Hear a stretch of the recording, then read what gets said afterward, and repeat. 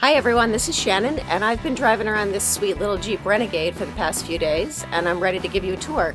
It is April 9th, and it's snowing.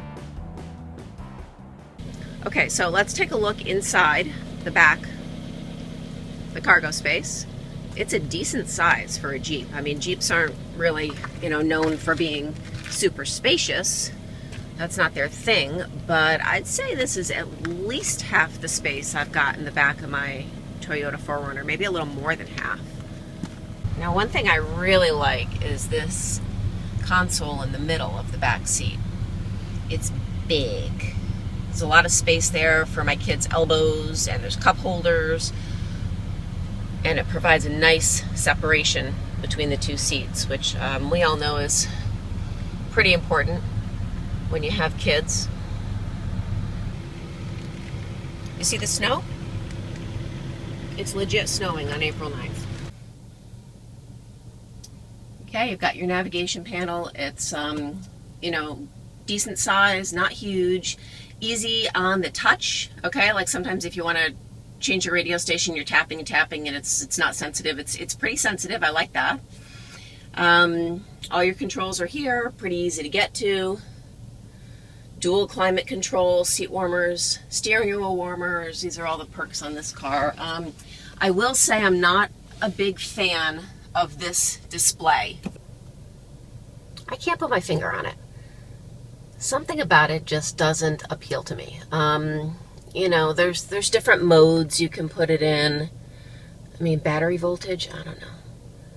Miles per hour you could show. You can show radio stations, distance.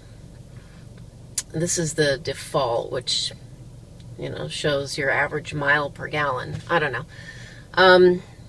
I think just that the center of it doesn't feel that useful to me. The center of the display doesn't feel very useful to me.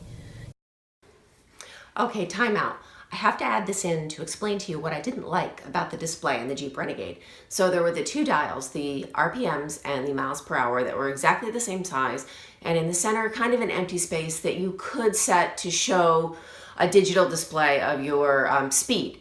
Well, when I'm driving, there are two things I want to glance down and be able to see easily. How fast am I going? How much gas do I have left? With the Renegade, I just didn't feel like that was an easy see when you glance down. The fuel gauge was this little teeny bar at the bottom, and the miles per hour, it was exactly the same as the RPMs, and I would have gotten used to it after a while, of course, but that is what just wasn't right for me on this display. Okay, back to the car.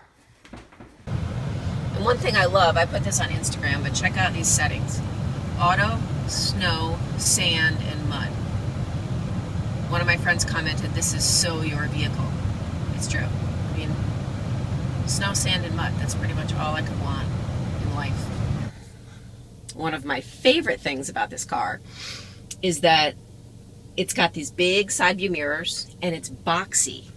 Of course it's a Jeep, it's boxy, but Jeeps are known for being safe. They're known for having excellent roll cage. So this boxy design is great, but a lot of cars, even a big SUV, I always feel like my head is kind of too close to the roof.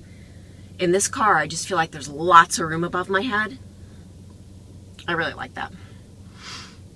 It feels comfortable, it feels kind of rugged, it feels safe.